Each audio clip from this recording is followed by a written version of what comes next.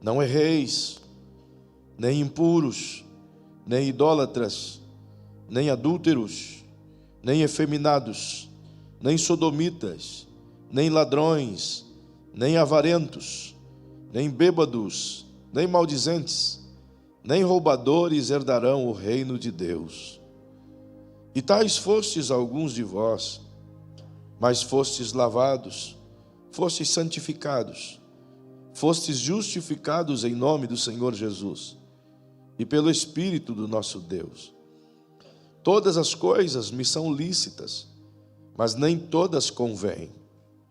Todas as coisas me são lícitas, mas eu não me deixarei dominar por nenhuma delas. Os alimentos são para o estômago, e o estômago para os alimentos. Deus, porém, destruirá tanto um como os outros. Mas o corpo não é para a prostituição, senão para o Senhor, e o Senhor para o corpo. Ora, Deus que ressuscitou o Senhor, também nos ressuscitará pelo seu poder. Não sabeis vós que os vossos corpos são membros de Cristo? Tomarei, pois, os membros de Cristo e falo-eis membros de meretriz? Não, por certo. Ou não sabeis que o que se une à meretriz faz-se um corpo com ela? Pois serão, como se diz, dois numa só carne. Mas o que se une ao Senhor é um espírito com Ele. Fugi da prostituição. Todo o pecado que o homem comete é fora do corpo. Mas o que se prostitui, peca contra o seu próprio corpo. Ou não sabeis que o nosso corpo é santuário do Espírito Santo, que habita em vós, proveniente de Deus? Não sois de vós mesmos. Fostes comprado por bom preço. Glorificai, pois, a Deus no vosso corpo e no vosso espírito, os quais pertencem a Deus. Amém. Se você puder inclinar sua cabecinha, por favor, fechar seus olhinhos. Paizinho, por bondade, uma vez mais, nos aproximamos do teu altar desta feita, após a leitura da tua palavra.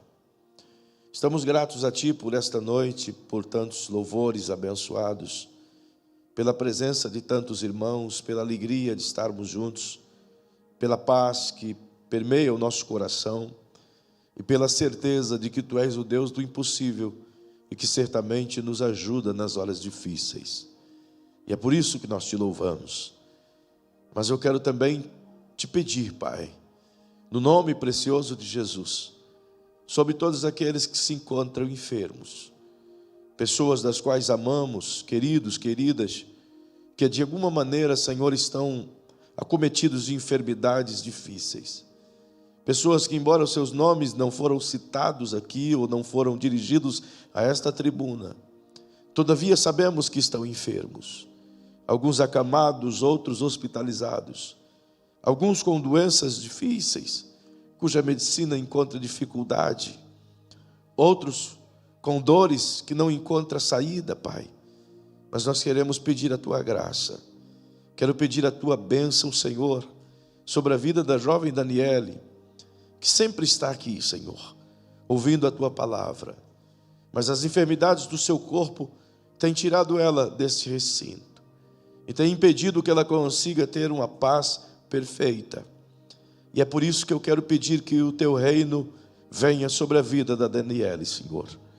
Bem como o teu reino venha sobre a vida da Ju, teu reino venha sobre a vida de todas as pessoas que estão enfermas, que nesse momento estão sendo mencionadas por esses irmãos que estão aqui, ou por esses milhares que estão em vários lugares do mundo. Paizinho, cada um nas suas lutas, cada um nas suas enfermidades, cada um nas suas dificuldades. Nos lugares que desconhecemos, há pessoas que não conhecemos, mas que o Senhor sabe exatamente agora e conhece cada um. O Senhor tem ouvido os seus clamores, suas orações ao longo do dia. E eu me uno a esses todos, Pai, para te pedir graça, favor, não que mereçamos alguma coisa, mas que a tua graça, Senhor, nos dá de bom grado. Por isso eu te peço, porque nos foi outorgado esse privilégio pela cruz de seu Filho Jesus, E Ele disse que pudéssemos nós, estando nele, Pai, e eu acredito que estamos aqui em volta dele, no nome dele, por ele, e é dele que vem todas as coisas. Por isso nós te pedimos, Paizinho, em o nome de Jesus, conforme ele nos orientou, que pedíssemos no nome dele qualquer coisa, e o Senhor nos ouviria, para que ele fosse glorificado em nós. E é por isso que nós oramos, pedindo, Senhor, a cura imediata para todas estas pessoas, que venha a saúde no lugar da doença, que venha a paz no lugar da tribulação, e que venha, Senhor, essa plena segurança de vida em Ti, no lugar dessa incerteza. Que os exames, Senhor, sejam eles prognosticados como for, mas em Ti sejam eles revertidos para a glória do Teu nome. Que as sentenças médicas sejam revertidas para a glória do Seu nome. Que nervos, Senhor, voltem a funcionar para a glória do Seu nome. Que células que estavam amortecidas voltem a viver para a glória do Seu nome. Que em o nome de Jesus, a saúde do Teu reino, Senhor, venha sobre todos estes que creem e que buscam o Teu nome, que esperam em Ti e que sabem do Teu poder. Nós oramos porque acreditamos, e é por isso que eu Te agradeço por nos ouvir. No precioso nome de Jesus, fazemos isto. Agora, Senhor, a Tua palavra será falada, e sabes melhor que ninguém, que tudo que posso fazer é falar, mas que o Teu meigo Espírito Santo nos ensine, pois nos colocamos como alunos aos Teus pés. É o meu pedido em nome de Jesus. Amém. Glória a Deus, glória a Deus. Que milagres aconteçam, queridos, eles têm acontecido. Então não tenha medo, nem vergonha. Sempre que puder e tiver alguém enfermo, ou mesmo que você saiba apenas o nome, invoca isso sobre estes. Peça a Deus que o reino venha, a saúde do reino venha sobre tais pessoas. E sem dúvida você há de colher testemunhos para a glória de Jesus. Esperamos sim. E isso é poderoso em Deus. Isso pode acontecer. Bem, queridos, eu acredito que vocês já ouviram falar em algum momento de uma expressão muito popular chamada fulano tem o corpo fechado. Já viu isso? Já escutou essas paradas aí em alguns lugares? Puxa, fulano tem o corpo fechado, o outro tem o corpo aberto. Um está com o corpo assim, o outro está com o corpo daquele outro jeito. Um põe o galinho de arruda na orelha, o outro, sei lá, passa um sabonete trevo e assim por diante. Mas a ideia dessa fala de corpo fechado, ela tem a sua origem, é claro, nas religiões de matriz africanas, geralmente Umbanda, Quimbanda, o Candomblé, ou mesmo alguns setores do Espiritismo. Creem dessa forma que algumas pessoas têm, da parte espiritual, seus corpos bloqueados, de modo que nada entra, que nada acontece, que nada de mal pega. Mas essa nada mais é do que uma falácia, é só uma fala religiosa, de crenças meramente humanas. Todavia, é uma expressão que se usa. E é justamente pensando nessa expressão que, olhando toda essa conjuntura do texto, me veio à mente essa crença popular e que muita gente consegue acreditar mais nisso do que acreditar na palavra de Deus. Muita gente prefere depositar suas fichas em ditos populares ou crenças populares, no sincretismo religioso, do que na própria segurança da palavra de Deus. Mas de acordo com o que o apóstolo Paulo nos orienta nesse texto, ele nos ensina como de fato alcançar não só corpo fechado, mas toda a conjuntura de nossa casa fechada para a obra das trevas. Ele nos ensina como que a gente pode blindar, proteger nossa família, nosso relacionamento, nossas coisas pertencentes aos filhos, mediante a palavra de Deus, e como ter essa proteção absoluta, sem precisar dessas crendices populares. É por isso que a narrativa do texto me faz perceber que a proposta bíblica é que podemos em Cristo alcançar uma mentalidade sadia e pura. E alcançando essa mentalidade no Senhor, evidentemente podemos ser blindados. Não que nós, dando 3 pulinhos, fazendo um sacrifício, sabe, dando 7 voltas em volta da casa, repetindo 5 vezes o nome de Jesus e 2 vezes o nome de Deus, e vai funcionar como uma fórmula, ou seguir uma oração padrão e dizer, se eu orar desse jeito, vai acampar 3 anjos aqui e eles guardarão a minha casa. Não, nada disso.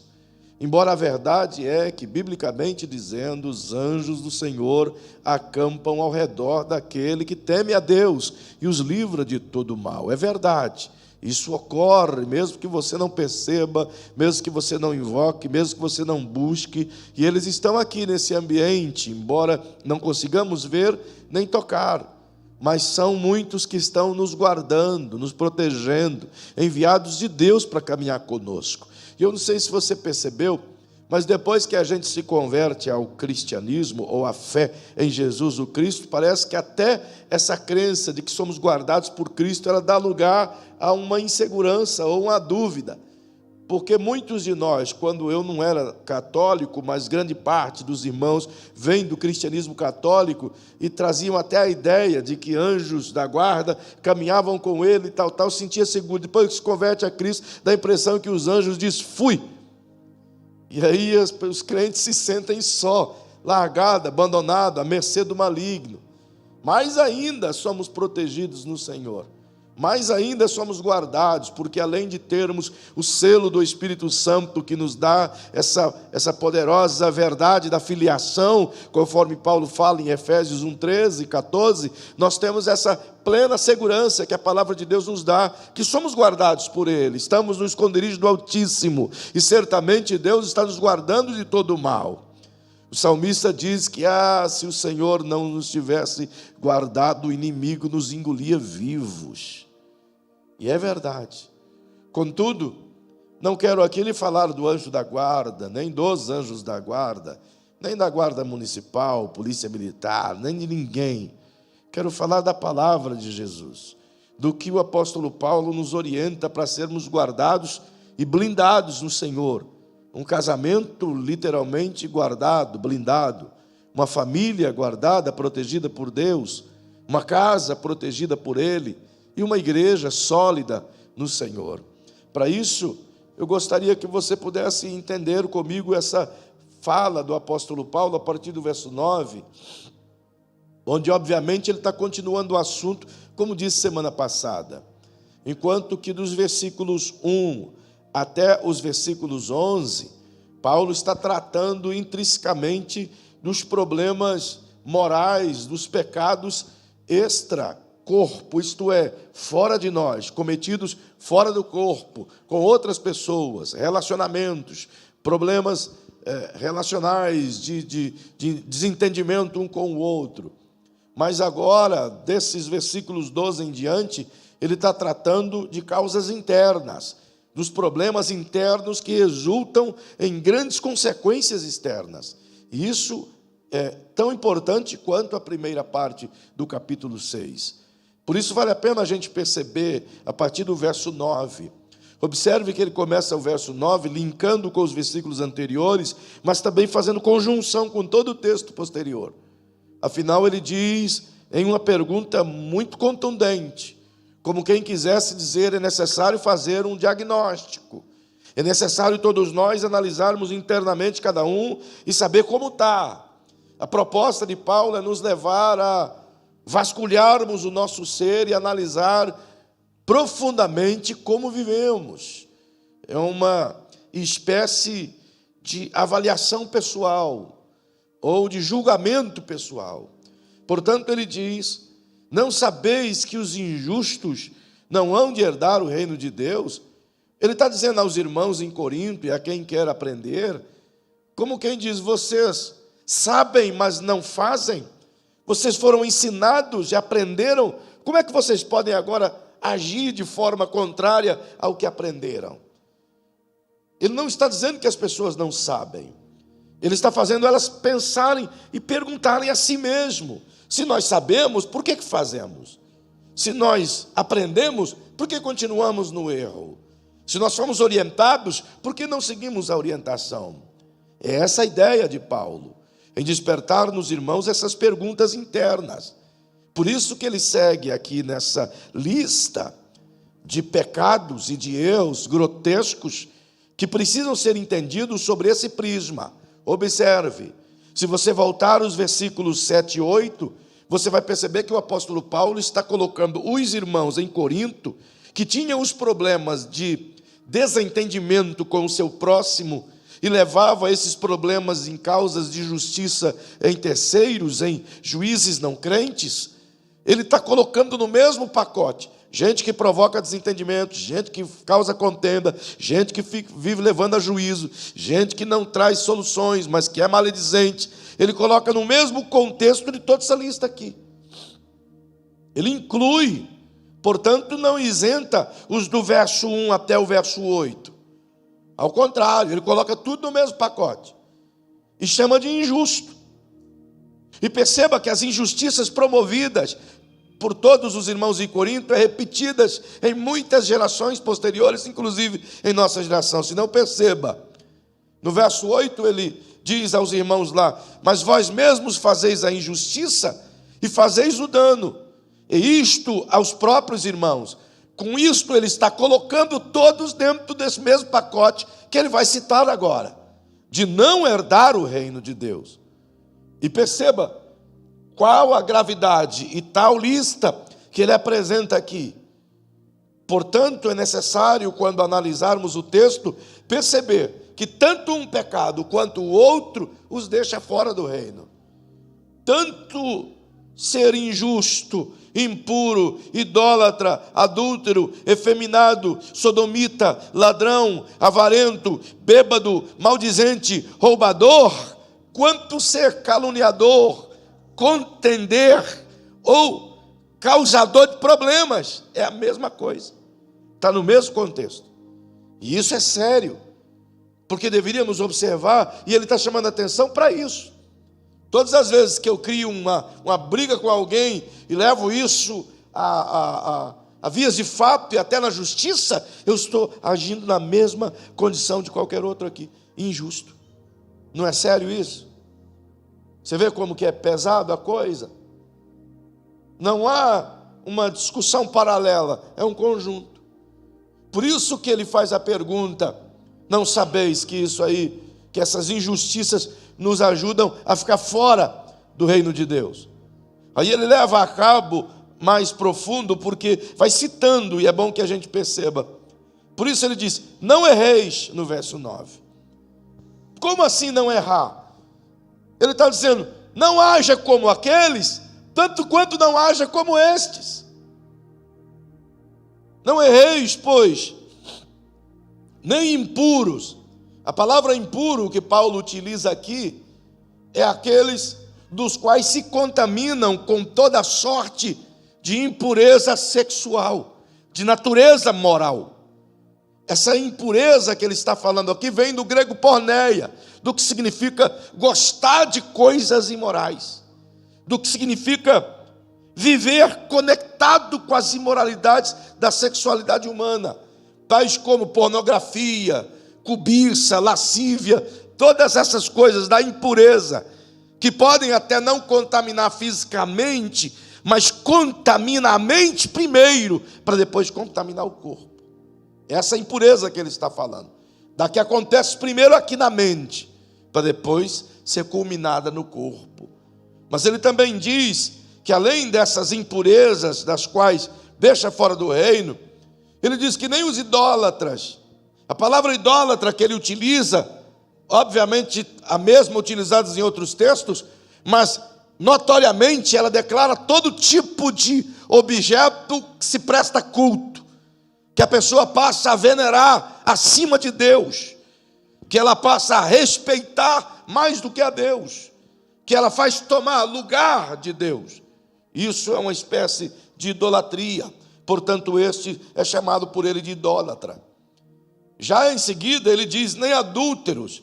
A palavra adúlteros aqui está linkado ou ligada exatamente sob o prisma da quebra de aliança, da traição a um relacionamento, do conectar-se a uma terceira pessoa, estando comprometido com a outra. É justamente isso, adulterar, ou seja, quebrar a aliança. Ele está dizendo, portanto, que todo tipo de quebra de aliança é uma injustiça cometida. E, portanto, está dentro desse mesmo contexto. Ele diz, nem efeminados. Interessante que essa palavra no grego, literalmente, a primeira tradução dessa palavra utilizada no grego é a palavra macio. Então aqui é como se ele dissesse, nem os macios. Essa palavra macio, no grego, dentro do contexto desses afeminados, significa a pessoa que é homossexual linkada com a área passiva, o que se faz de mulher, sendo homem, entende? É essa posição que Paulo está dizendo. Mas aí à frente ele diz que nem os macios e nem os sodomitas. Já a palavra sodomita está linkada justamente com aquele que abusa de outro homem, ou da pessoa do mesmo sexo.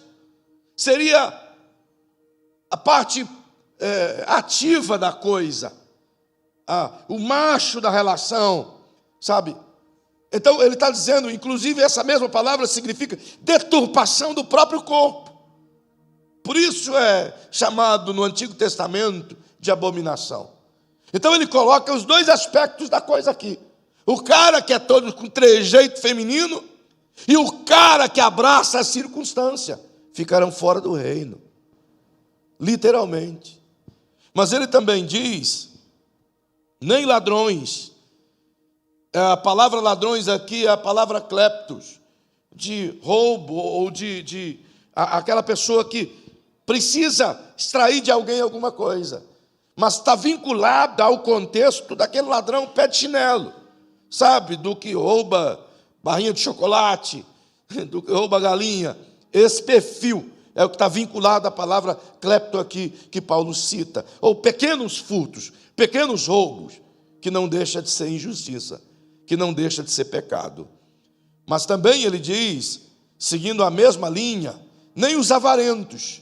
Já a palavra avarento tem uma significância um pouco maior, porque não é apenas aquele que ama o dinheiro e coloca o dinheiro acima de tudo, ou à frente de todas as coisas, mas é aquele que ama o dinheiro e o idolatra, o que faz dele o seu Deus. É por isso que a avareza é conectada no mesmo pecado de idolatria, porque ela transforma o recurso em mamon, o dinheiro em um Deus mamon. Logo perceba que Paulo cita exatamente isso, corroborando com o que Jesus havia ensinado.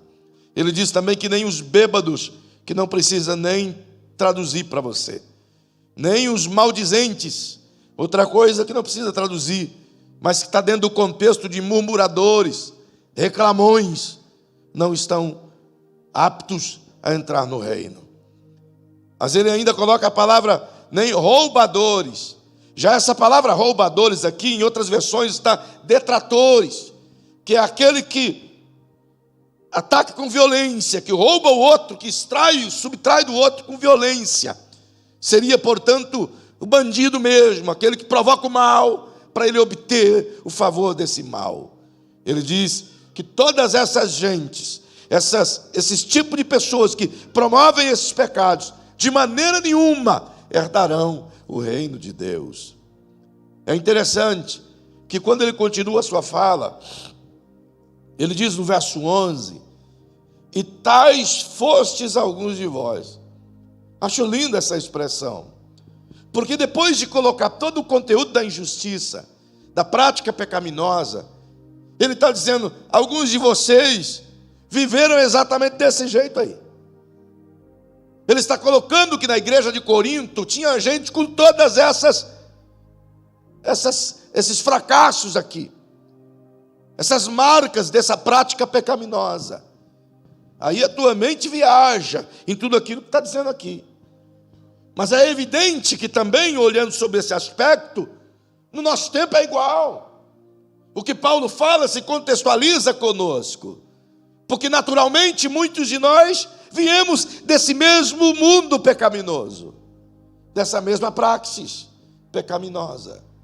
Observe então, que diz: tais fostes alguns de vós, mas fostes lavados, mas fostes santificados, mas fostes justificados em o nome do Senhor Jesus e pelo Espírito de nosso Pai.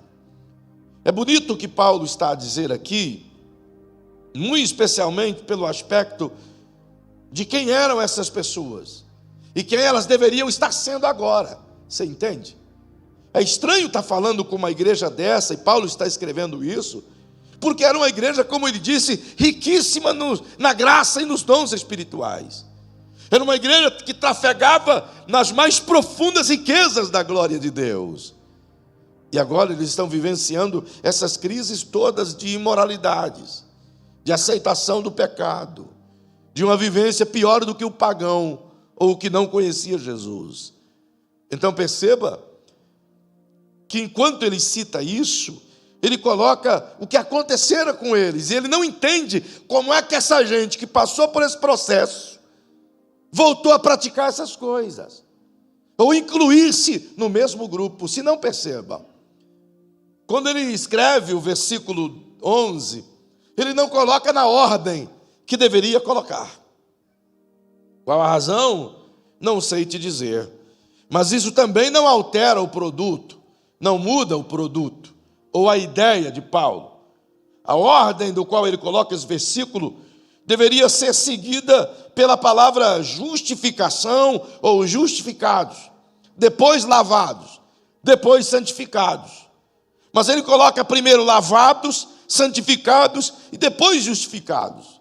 Na verdade, não é essa a ordem bíblica dos acontecimentos na nossa vida. Mas, como disse, a citação de Paulo não vai afetar sua ideia de jeito nenhum.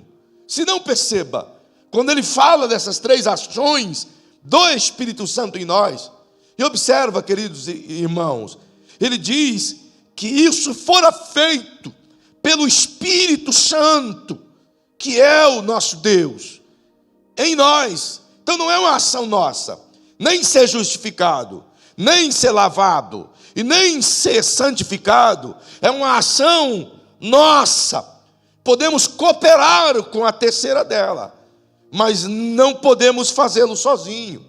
Se não, perceba, se você quiser olhar na sua Bíblia, por favor, lá os Romanos, no capítulo 1, e o verso 18, vai estar na sua tela. Abra lá, por favor.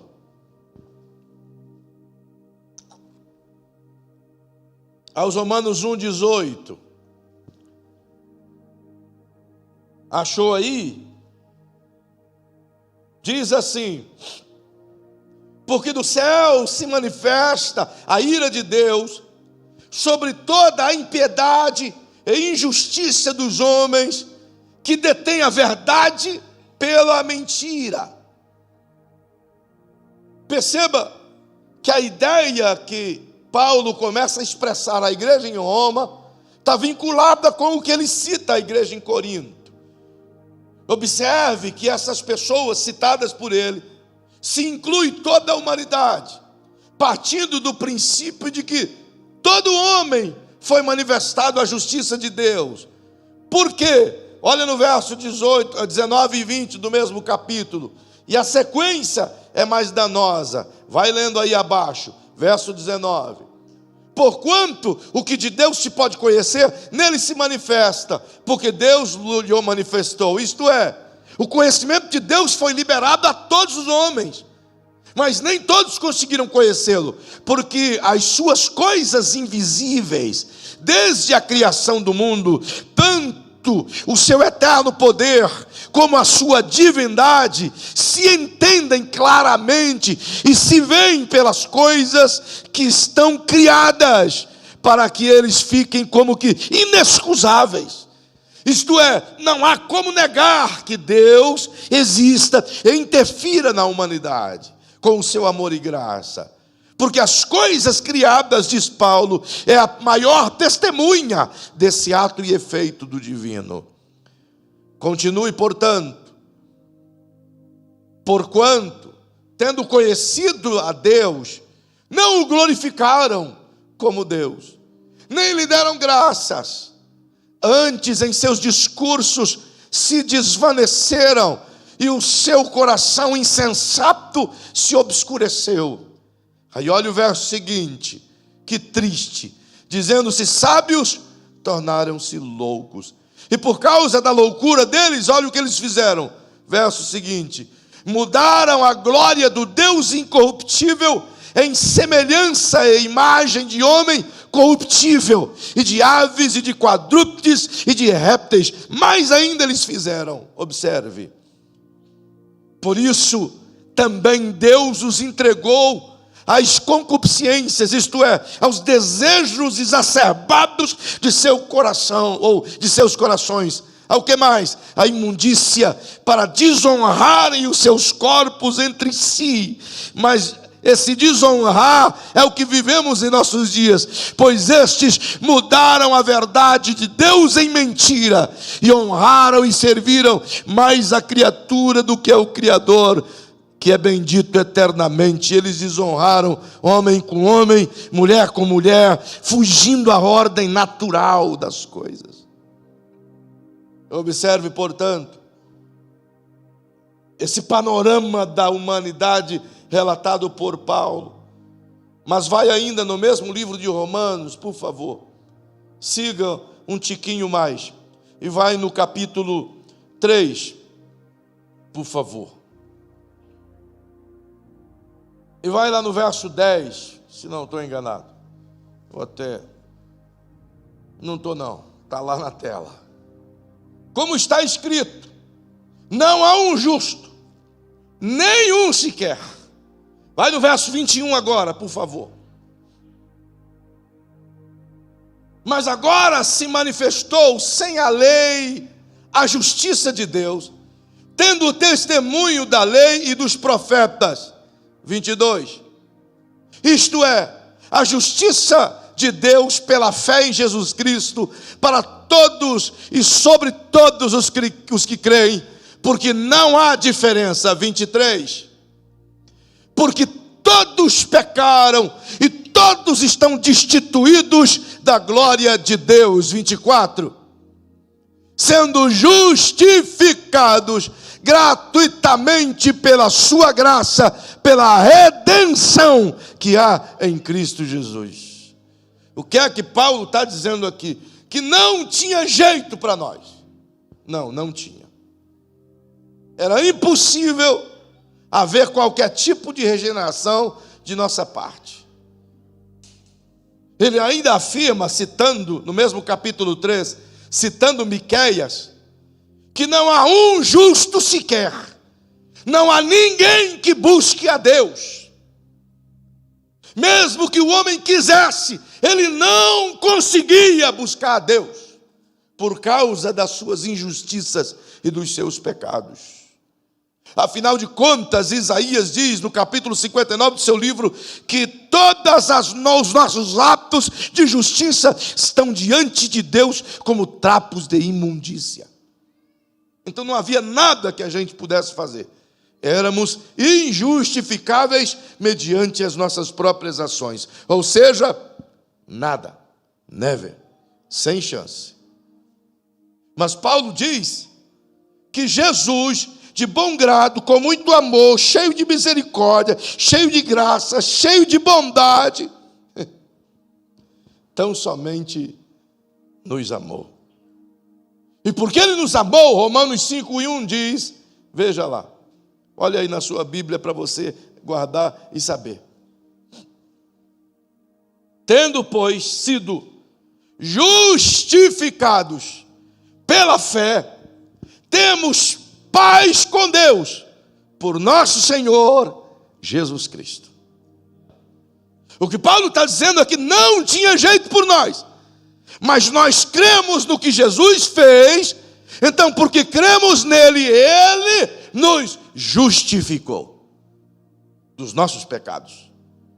Então, éramos pecadores, mas agora somos justificados, novas pessoas.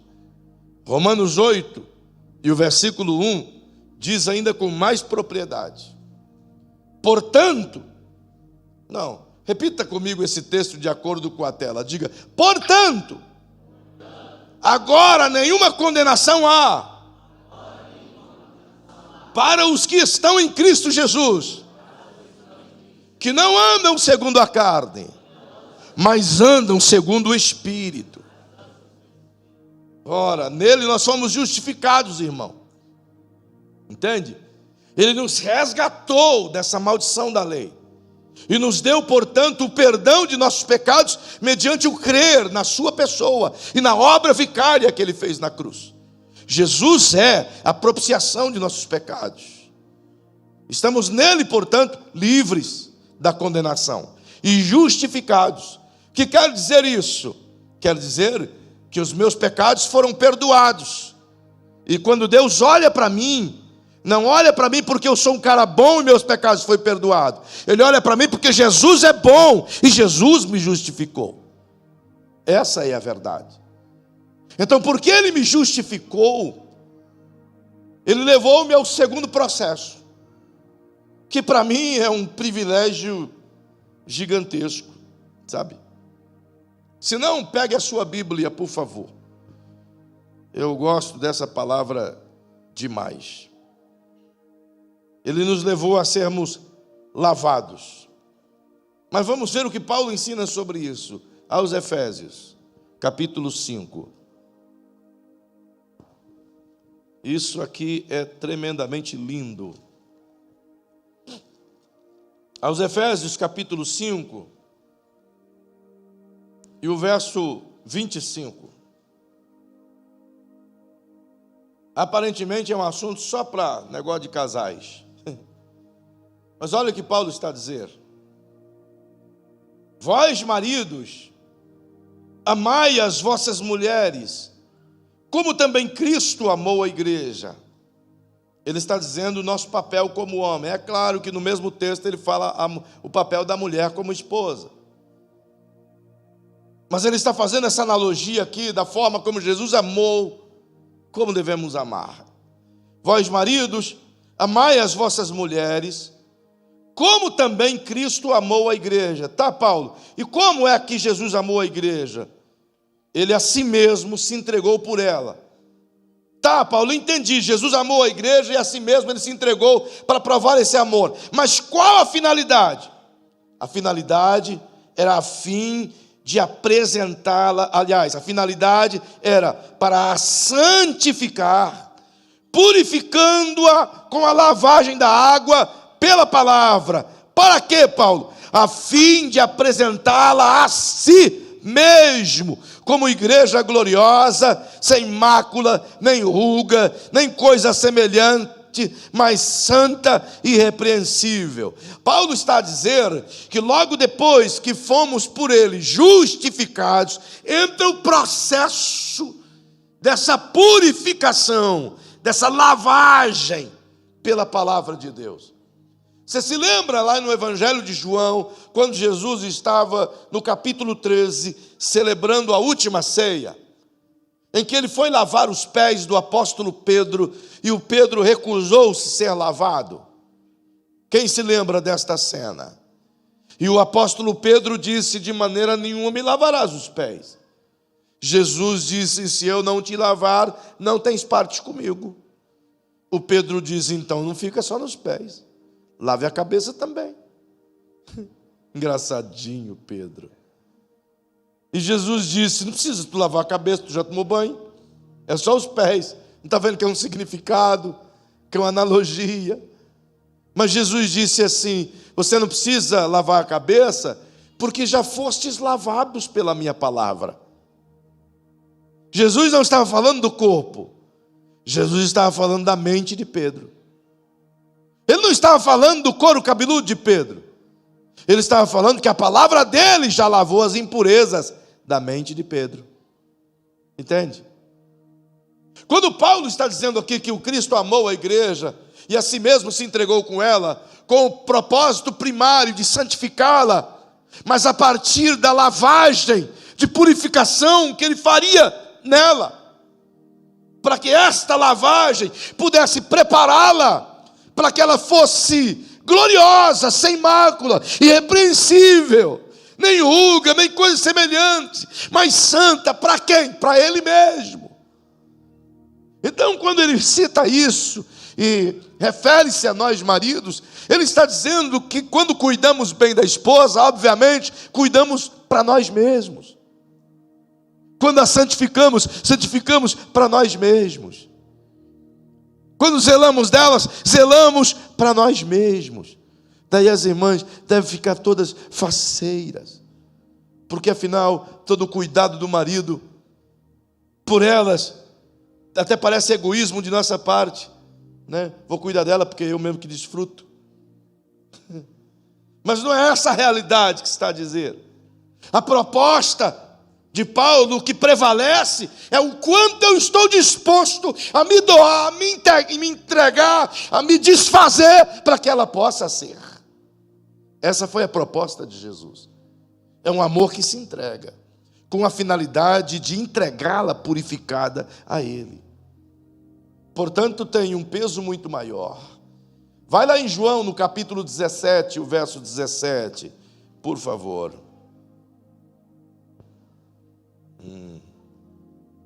Glória a Deus.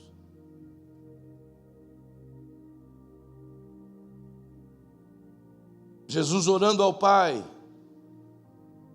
ele disse: Pai, santifica-os na tua verdade, e a tua palavra é a verdade. O que Jesus queria dizer, que a palavra é o processo que nos purifica, é a palavra que limpa de dentro de nós toda a impureza maligna que foi engendrada, colocada por esse mundo vil. Entende? A nossa mente tem que passar por essa purificação. Tem que ser limpa por essa purificação. Então, só aí é que vem esse processo da santificação em que Paulo aqui diz.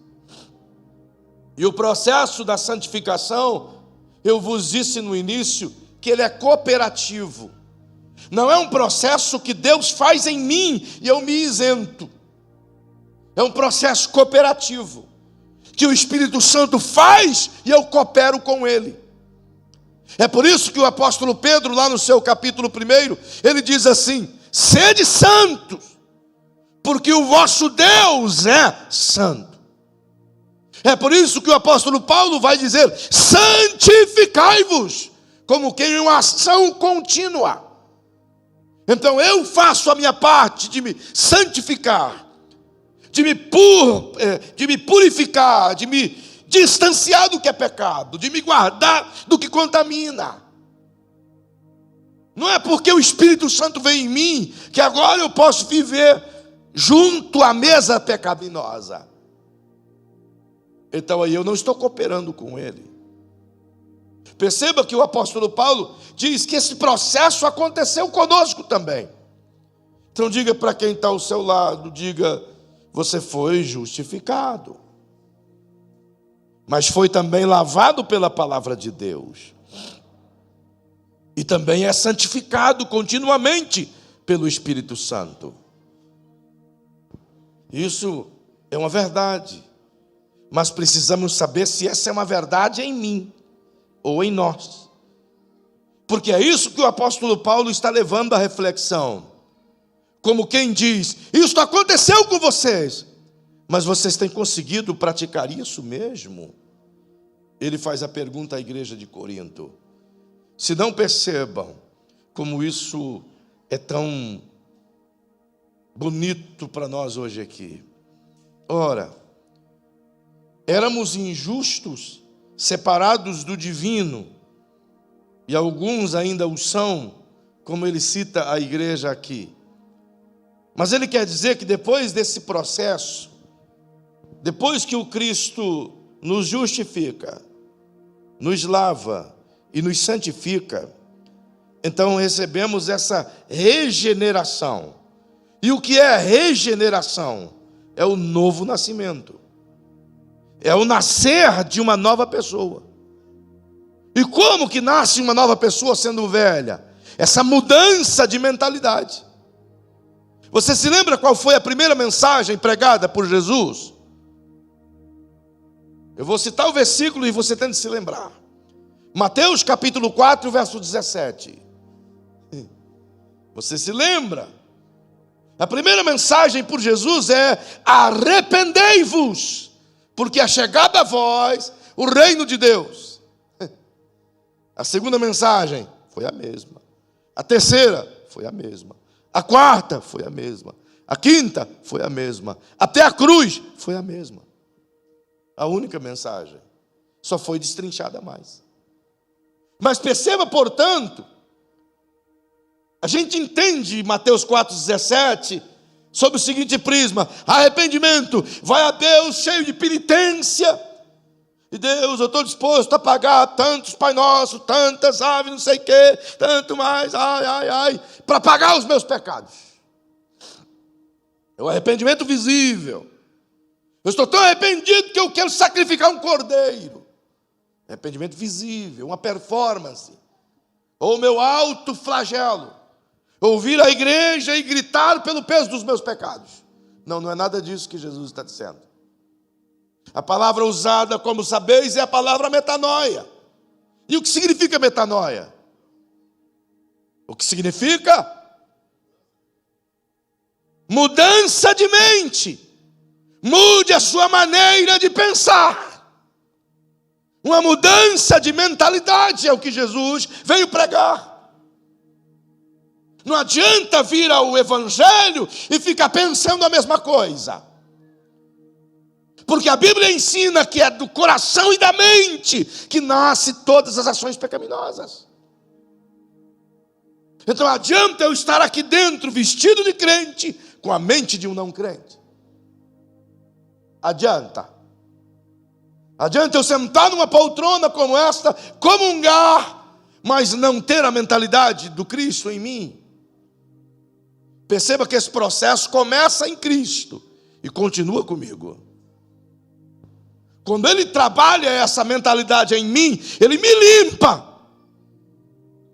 Ele mudou minha maneira de pensar. Mas e agora? Como é que eu vou alimentar essa mente? Você entende? Eu nasci em Cristo. Sou uma nova criatura. Sou um bebê. O que é que eu vou colocar dentro da minha cabeça agora? É Cristo que coloca? Ou é eu que coloco? É Cristo que abre o meu cocão, que não é nada pequeno, e derrama a sua carriola de informação?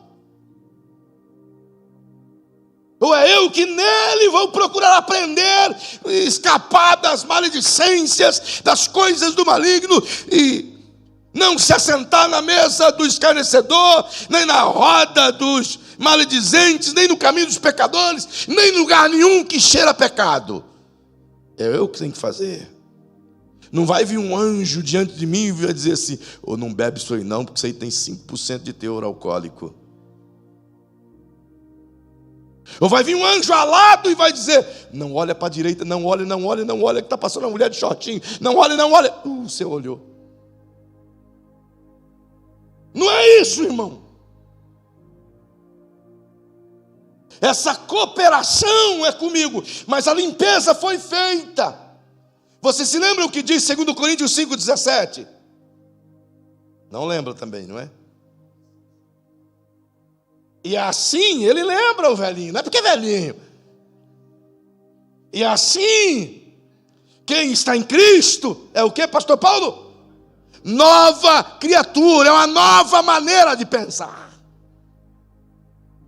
Você lembra o que diz Paulo em Romanos 12:2? E não vos conformeis com este mundo, mas transformai-vos pela renovação do quê? Para que possamos compreender qual é a perfeita, boa e agradável vontade de Deus. Mente. Você lembra o que diz Paulo escrevendo aos Filipenses 4:8? No mais, irmão, tudo que é bom, tudo que é honesto, tudo que é perfeito, tudo que é de boa fama, tudo que traz paz, nisto. Você lembra o que Paulo diz aos Colossenses capítulo 3, verso 2? Se já ressuscitastes com Cristo, logo então pensai nas coisas que são de cima e não nas coisas que são da terra. Ele está falando do quê? É o processo. Justificação, lavagem, santificação, nova mentalidade. Como é que essa igreja voltou a praticar esses pecados? Se ela tinha uma mente limpa, deixou a casa aberta, deixou a porta aberta, a janela aberta, e todas as influências de Corinto entraram de volta. É assim que funciona. Diga para quem está ao seu lado: o Cristo limpa a casa, mas quem fecha a porta és tu. Ele entra aqui dentro, faz uma limpeza geral, misericórdia. Entretanto, quem fecha a porta para o capiroto não entrar, sou eu. Somos nós. É uma responsabilidade minha. Então não posso eu chegar aqui e dizer: Deus não me ama, irmão, porque eu caí outra vez. Você lembra que o apóstolo Paulo diz: irmão, quem está em pé, cuide-se para que não caia. Mas Paulo não disse isso. Paulo disse assim: quem pensa estar em pé, cuide para que não caia. Porque o cara que já chegou nesse nível do pensamento: eu estou bem, eu estou no máximo, eu estou forte, eu estou firme, já está prestes a cair. Porque o que nos mantém em pé não é nossa força, mas é a graça na qual nos seguramos e fugir de toda aparência do mal. É isso que nos mantém em pé. Não é nada por nós, é o que vem dele. Puxa vida. Então, diante dessa maneira de pensar, dessa nova mentalidade do qual Deus nos dá, sabendo nós protegermos, evidentemente, é com essa mente limpa que o Cristo nos imputa para uma nova vida. E diz: volta, vai viver. Eu não sei se você vai se lembrar desse texto. Jesus, de certa feita, chocando o povo, ele diz assim: eu sou a porta. Quem entrar por mim, entrará, sairá e achará pastagem. Durante muito tempo eu comecei a pensar nisso e dizia: porque o Senhor é a porta. Eu entendo, o Senhor é a porta. Eu entro por ti. Por que eu vou sair? Por que eu vou entrar em ti e vou sair de ti? Se tu és a porta, ele está dizendo que ele é a porta de comunicação, de relacionamento com o Divino Pai. Mas no momento em que eu entro nele, ele me santifica, ele me prepara e ele me devolve para viver no mundo, porque afinal de contas a igreja não foi feita para viver no céu, mas para andar no mundo, brilhando os brilhos do céu. Por isso ele diz: você vai sair e vai encontrar pastagem. Por quê? Antes eu não tinha Deus, mas agora onde eu tiver, eu tenho Deus. Eu não me alimento mais do mundo, eu me alimento dele agora. A minha fonte não é mais aqui, é de lá. Então eu posso viver em qualquer lugar nele. Não sei se você está entendendo. Diante disso, ele me lança nessa nova vida, do mesmo mundo que eu vivia, porém agora com as armas espirituais corretas, preparado para viver. Vai depender tão somente de mim. É por isso que o Paulo agora vai à frente e começa no verso 12 e diz: todas as coisas me são lícitas, mas nem todas convêm. Todas as coisas me são lícitas, mas eu não me deixarei dominar por nenhuma delas. Sabe o que Paulo está dizendo aqui? É que a igreja lá em Corinto tinha aquele senso de uma super liberdade, a ideia de que eles podiam fazer o que quisessem, como quem diz: agora sim eu encontrei a liberdade, então sou livre para fazer o que eu quero. É a mesma ideia da hipergraça do nosso tempo. Faço o que eu quero, o que Deus me ateia, vou fazer. E é por isso que ele está dizendo: ei, isso é um engodo. Você pode fazer o que você quiser, mas nem tudo que você quer convém. Nem tudo que você quer é lícito. Nem tudo que você quer vai te edificar. Você tem que entender isso. Aí parte do prisma: o que é que eu posso e o que é que eu não posso fazer nessa igreja? Bom, nessa igreja você pode fazer tudo. Vontade. Aqui não tem o que você não pode. Aqui mulher pode cortar o cabelo? Pode. Pode usar batom? Pode. Pode arrancar a sobrancelha? Pode. Pode aparar o sovaco? Pode. Aparar não, rapar o sovaco? Pode. Porque aparar ninguém merece, né? Só tirar as pontinhas.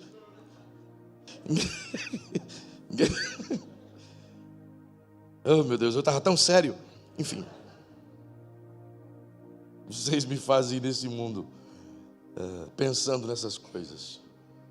Mas pode, tudo pode. O homem pode usar tanguinha? Pode.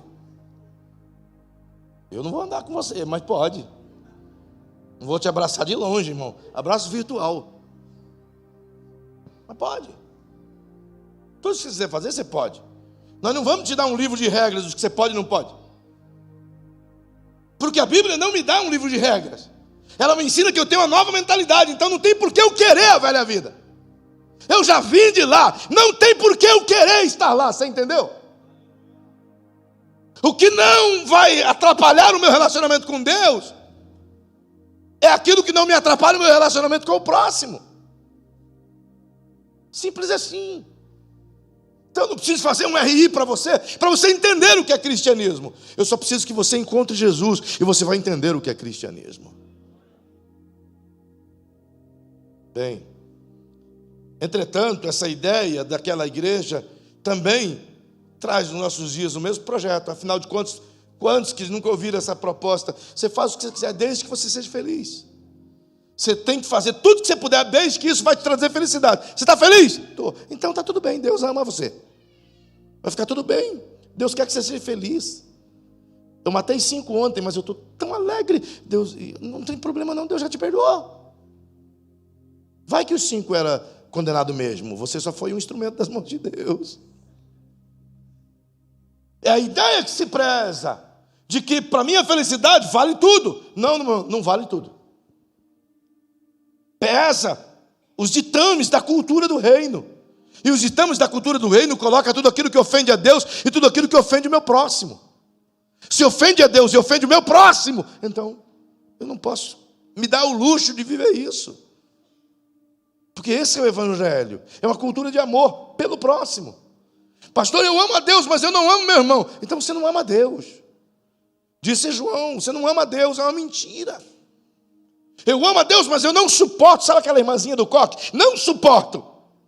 Então você não ama a Deus. Porque o amor de Deus me ensina a suportar uns aos outros.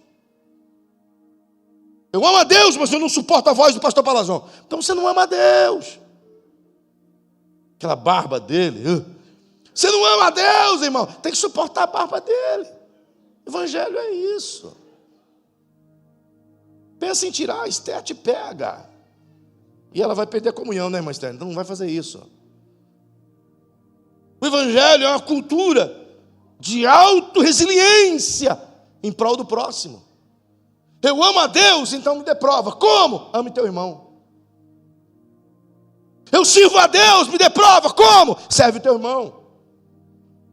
Pois o único jeito de demonstrar que eu amo a Deus é amando as pessoas. E o único jeito de demonstrar que eu sirvo a Deus é servindo as pessoas. Então eu penso apenas em mim mesmo. Eu amo a Deus? Não. Essa proposta mundana, visivelmente exposta aqui na igreja em Corinto, é trazida de maneira sutil nos nossos dias. 2 movimentos perversos. Inclusive já preguei aqui nessa igreja. Depois você procura no canal da R100. Se eu não estou enganado, o tema da mensagem é perigos ou 7 crises que nos cercam, uma coisa assim, não sei. Mas que eu falei sobre secularismo e relativismo. Dois grandes males filosóficos que estão enxertados ou engendrados na mente mais tenra de nossos filhos, netos e jovens. Eles estão relativizando tudo aquilo que era pecado. Estão colocando dentro de uma maneira relativa tudo aquilo que era moral e imoral. Tudo aquilo que era o padrão divino e consequência da desobediência a esse padrão, relativiza, equaliza tudo no mesmo nível. Coloca tudo dentro da outra filosofia secularista. Faz parte dessa cosmovisão. Se encaixa. Se você não se encaixar, você não consegue nada daqui em diante. É uma sutileza do maligno. Enquanto isso, a igreja vai sendo minada aos poucos, a nossa mente vai se acomodando. A ideia do apóstolo Paulo em Romanos 12:2 é justamente o de não nos acomodar ao sistema operante do mundo, ao governo mental do mundo. Essa influência do maligno. Isso tudo começa aqui, mas vai terminar lá na sua cama. Vai terminar lá na mente do seu filho. Vai terminar lá no diálogo entre você e sua filha. Vai terminar no relacionamento do seu filho. Ontem eu li um dado enquanto eu estava estudando para o podcast. Que dia que foi o podcast mesmo? Hoje? Foi hoje. Foi hoje, irmão, 10 da manhã. Foi hoje. E se eu fosse você, entrava no canal 10, 100, tem nome? Não tem nome ainda, né? Mas está a data de hoje, né? Hoje é dia 3. Então acessa lá e você vai ouvir um pouco das nossas prosas sobre essa crise moral, institucional, de que o mundo vem vivenciando sobre o aborto. Mas, enquanto eu li algumas coisas sobre isso ontem, eu vi um dado dantesco. Pasme você. 25% das famílias cristãs brasileiras. Vou dizer de novo, 25% das famílias cristãs brasileiras aceitam naturalmente os adolescentes terem vida sexual ativa dentro de suas casas. 25%. Uma pesquisa feita por um instituto cristão de uma boa revista desse país. Pasme isso. Não está falando do mundo gentil.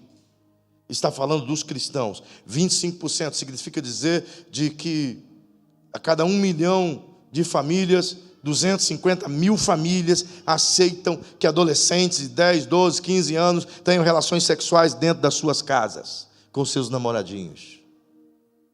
Isso é secularismo, relativismo. Isso é o que a igreja de Corinto estava vivendo. Todas as coisas me são lícitas. E o apóstolo Paulo coloca um mais e diz, mas nem todas me convêm. Desse perigo, você não tem ideia. Aí alguém pode até dizer, mas pastor, é só a modernidade. Vai fazer o quê? É melhor que em casa. Um dia um casal, eu não sei se a minha esposa estava comigo, não me lembro. Um casal falou isso comigo em uma das minhas viagens e disse, pastor, a gente entende que é melhor aqui em casa do que ela aprontar nos carros aí na rua. Melhor ela estar com o namoradinho aqui dentro de casa do que com o namoradinho de noite na rua. Eu digo, tu não é crente não, que nem diz aquele pastor. Não é possível. Mas essa é uma ideia, na minha cabeça, obsoleta. Na mente de muitos, a minha ideia é obsoleta. Porque eu não sou moderno. Então eu quero continuar das cavernas. Literalmente. Porque se isso significa modernismo, sair do contexto bíblico, eu prefiro continuar quadrado. Aí eu vou dar uma daqueles bem crentão, porque no céu não entra redondo, só quadrado. Enfim, converseiro também. Pura religiosidade. A verdade é que a gente precisa estar alerta para o que está entrando em casa. Não vai dar tempo de eu entrar no restante. Eu vou te pedir perdão mais uma vez. Eu falo demais. Não consigo terminar uma mensagem. Não adianta. Eu peço perdão. Vocês me perdoam? Perdoa eu. Eu tenho pelo menos aqui 40 versículos para te falar e não vai dar para falar. Não vai dar. Mas na próxima quarta eu vou tentar concluir esse capítulo 6, lhes prometo. Se vocês tiverem misericórdia, aí vim me ouvir na próxima quarta outra vez. Eu já estou pedindo misericórdia para vocês virem me ouvir. Eita, quando chega nesse nível é que está uma decadência, irmão. Brincadeira, eu louvo a Deus pela vida de vocês. É uma bênção estar aqui toda quarta-feira. É uma bênção. Vocês não sabem a quantidade de testemunho que eu recebo de gente que nos assiste pela internet, de tantos lugares do Brasil. Você não tem ideia. Várias pessoas, semana após semana, me manda no WhatsApp, descobre o meu número pelas redes sociais e manda mensagens de agradecimento por aquilo que Deus está fazendo, não pelo barulho, Shazam. Mas falando em Shazam, só para você entender, tem coisa que a gente precisa cada vez mergulhar na palavra, porque não é uma oração colocando a mão na sua cabeça que muda, é a decisão de tomar uma atitude de mudança. Não é te dizer, irmão, jejua 3 dias e ora comigo 7 semanas, que vai mudar tudo. Não, não é isso, irmão. É uma atitude de mudança. É aqui dentro de mim eu desejar mudar. É eu desejar fechar a minha mente para as coisas do mundo e abrir a minha mente para as coisas de Deus. Não é, pastor Flávio? Às vezes as pessoas fazem o inverso. Elas vêm para a igreja e bloqueiam a mente, não escuta nada do que foi dito aqui, né, Josué? E às vezes até te encontra lá na frente e vai reclamar de que teve no culto. Mas ela escuta tudo que tem lá fora. Então eu preciso ter essa ousadia pessoal de blindar a mim mesmo, de fechar a portinha da minha mente para que o mundo não semeie as suas ervas daninhas. E ao mesmo tempo eu devo de abrir o meu coração e a minha mente para que o céu continue a orvalhar a sua palavra sobre a minha vida. E se eu fizer isso, tudo pode mudar. Então não fique atrás de curandeirismos gospel, nem de macumbeiros evangélicos, nem de cartomantes espirituais que te dão uma profecia por semana. Fica atrás disso não, irmão. A maior profecia revelada está aqui. Eu creio nos dons espirituais e o Espírito Santo pode usar quem Ele quiser, mas entenda, a coisa mais triste que eu encontro no Novo Testamento sobre os dons espirituais, para mim, é saber que Deus realmente não quer que continue a profecia. É como se ele não gostasse da profecia, sabe? Realmente. Talvez é a minha heresia, a heresia feitosiana que eu estou dizendo aqui para você. Mas é como se Deus não gostasse da profecia. Sabe por quê? Paulo escrevendo nessa carta aos Coríntios, no capítulo 13, ele diz que vai chegar um tempo em que Deus vai aniquilar a profecia. Sabe por quê? Ele diz, porque quando esse tempo chegar, as pessoas ouvirão Deus sem precisar que alguém fale por Ele. Por que Deus despreza a profecia? Porque ela só existe porque as pessoas estão distantes dEle. Só por causa disso. Se as pessoas ouvissem Deus, Ele não precisava usar-me ou usar você para falar com outro. Ele não pode falar com você direto? Ele pode, mas você não escuta. Então você diz, só escuto se for humano. Só se falar assim diz o Senhor. Só se der uns pulinhos. Só se fazer. Aí eu escuto. Escute a palavra de Deus primeiro. Nenhuma profecia vai ser contra essa palavra ou vai ser além dela. Toda profecia tem seu fundamento na palavra de Deus. E a palavra básica de Deus para nós esta noite é: proteja a sua maneira de pensar. Guarde a sua casa. Você quer guardar teu casamento? Proteja isso aqui. Isso aqui te leva a isso aqui. Pastor, não é o inverso? Não. Teu coração não vê. Teu coração não escuta. Teu coração não fala. Você escuta com o teu ouvido. Você vê com os seus olhos. Você fala com a tua boca. E armazena com a sua mente. O pecado não está aqui. Ele nasce aqui na motivação, mas ele é concebido aqui. Então, deixa isso acontecer não. Deixa acontecer. Qual é a entrada do coração humano, senão os olhos e os ouvidos, né? Protejam, protejam. Não deixe que o diabo continue semeando ervas daninhas na sua vida. Eu queria que você ficasse em pé. Eu quero terminar essa noite te dizendo, te declarando uma palavra profética assim no nome de Jesus. Não vou te dizer assim diz o Senhor, porque Ele não falou ao meu ouvido aqui. Eu vou liberar essa palavra profética mediante o poder da palavra pregada. Em o nome de Jesus. Não dê ouvidos às palavras de maldição que as pessoas semeiam contra a tua casa, contra a tua família, contra os teus filhos. Mas em o nome de Jesus, rebata essas palavras, não essas pessoas, mas a sua casa, a sua família, aos seus filhos, dizendo: a minha casa é guardada pela bênção de Deus, os meus filhos serão uma bênção, são uma bênção, meu casamento é abençoado, meu marido é uma bênção, minha mulher é uma bênção. Declare isso na sua casa. Quanto mais você dá semente para o diabo, mais ele faz nascer erva daninha. Quanto mais você diz: meu marido não presta, minha mulher é uma bruaca. Bruaca não, né? Você está assistindo Pantanal, né, irmão? Captei. Mesmo que você diga que ela é uma bruaquinha, com carinho, diga não, diga não.